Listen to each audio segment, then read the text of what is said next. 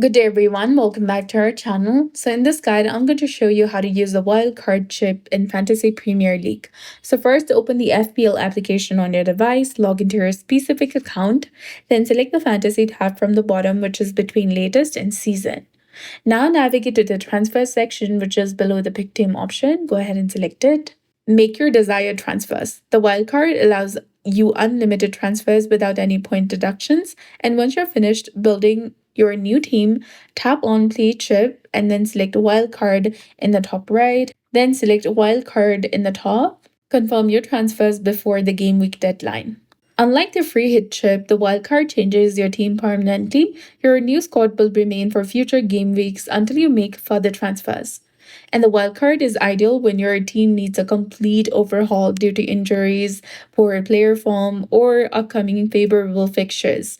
And once you activate and confirm your wildcard, you cannot reverse the changes. Always double check your team before confirming.